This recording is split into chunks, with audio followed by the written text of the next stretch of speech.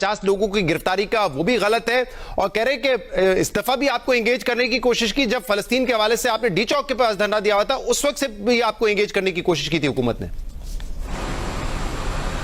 اچھا دیکھیں، یہ تو کہتے رہیں جو بھی ان کو کہنا ہے، اگر ان کو واقعی مسئلے کو حل کرنا ہے تو یہ جو ہمارے مطالبے ہیں وہ ہمارا مطالبہ تو نہیں ہو، تو پاکستان کے 25 کروڑ لوگوں کا مطالبہ ہے کہ ان آئی پی پیز کو لگام دی جائے، ان میں سے بہت ساریوں کو بند کیا جائے، نیگوشیٹ کیا جائے، یہ ہزاروں ارب روپے جو ہماری قوم کے اوپر پڑ رہے ہیں اس کو ختم کیا جائے۔ پھر ہماری تو یہ ڈیمانڈ ہے کہ بجلی کے بل کم کریں نا، مر رہے ہیں لوگ، زیور بیچ رہے ہیں، گھر بیچ رہے ہیں، چیزیں بیچ رہے ہیں، ایک مہینے میں بیچ دیں گے، اگلے مہینے کیا بیچیں گے؟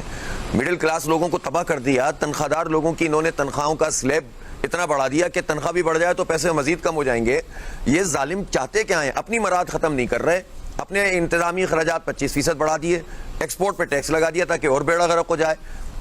اشیاء خرد و نوش پہ ٹیکس لگا دیا۔ تو یہ کچھ بھی ہے، یہ چیزیں ٹھیک کریں تو ہمیں کوئی شوق نہیں ہے دھرنے دینے کا، ہم صرف لوگوں کو ریلیف دلانے کے لیے آئے ہیں، اور ان کی یہ بات درست نہیں ہے کہ ہم نے کمیٹی بنا دی تھی، خود ہی بنا دی تھی، خود ہی جو ہے وہ اب آپ اعلان کر رہے ہیں، آپ آ کر بیٹھ کر بات کریں دھرنے میں، اور ہمارے یہ جو مطالبات ہیں اس پر سنجیدگی کے ساتھ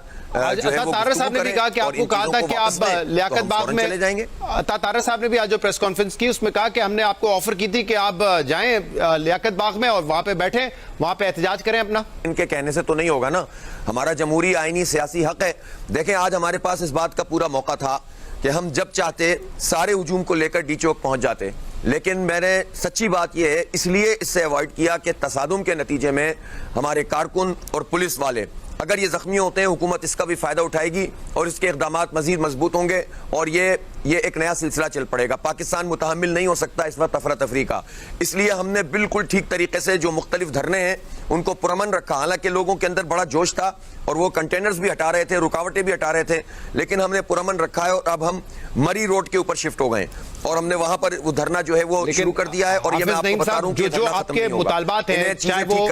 مہنگائی کے حوالے سے ہو یا مہنگی بجلی کے حوالے سے ہو، یہ میرے خیال سے ہر پاکستانی کا اس وقت مسئلہ ہے، وہ ڈیمانڈز تو بالکل جینوئن ہے، لیکن realistically IMF program میں ہوتے ہوئے یہ حکومت کیا اس کو تبدیل کر سکتی ہے، اور کیا آپ کے دھرنے کی وجہ سے یہ تبدیل ہو جائے گا، اور کیا آپ کے دھرنے کی وجہ سے باقی جو روزمرہ کی زندگی ہے لوگوں کی وہ متاثر نہیں ہوگی؟ یہ سارے پہلوؤں پہ بھی تو دیکھیں نا ذرا۔ نہیں یہ بات صحیح ہے، لیکن مجھے آپ یہ بتائیں اس کے علاوہ آپشن کیا چھوڑا انہوں نے؟ بات یہ ہے کہ ہمارے پاس تو پورا موجود ہے کہ آپ کون سی چیزیں کم کر سکتے ہیں۔ میں آپ کو ایک مثال دیتا ہوں، انہوں نے 105 ارب روپے صرف 2 مہینے میں اس طرح قوم کے برباد کیے ہیں اور قومی خزانے پہ بوجھ پڑا ہے، جو صرف اپنی نااہلی جو RLNG انہوں نے امپورٹ کی غلط مہینوں میں، غلط وقت پہ، غلط ریٹ پہ، اور پھر اس کے بعد بلانے کے بعد انہوں نے اپنے جو ہمارے ویلز سے ان سے کہا ہے وزارت پیٹرولیم نے اور کہ جا کر اپنا پریشر جو گیس کا ہے نا وہ کم کیجئے۔ ہماری سستی گیس کم کر کر کئی گنا مہنگی گیس ہمیں RLNG اس لیے خریدنی پڑی کہ انہوں نے فیصلہ غلط کیا تھا اور ریٹ غلط طے کیے تھے۔ 105 ارب روپے 2 مہینے میں بغیر کسی وجہ کے انہوں نے اپنی نااہلی سے ہمیں دیے ہیں۔ ایسے ہزاروں ارب روپے ہیں جو روکے جا سکتے ہیں، جو ان کی نالائقی اور کرپشن کی وجہ سے ہو رہے ہیں، ان کو ریڈیوس کریں۔ 25% ہمارے پاس لانگ ٹرم جو کارگوز کے کانٹریکٹ ہیں قطر سے دیگر جگہوں سے، تو وہ تو ہم نے لینے ہی ہے نا، اس کو تو آپ منع نہیں کر سکتے۔ نہیں، اس کی ٹائمنگ ہوتی ہے،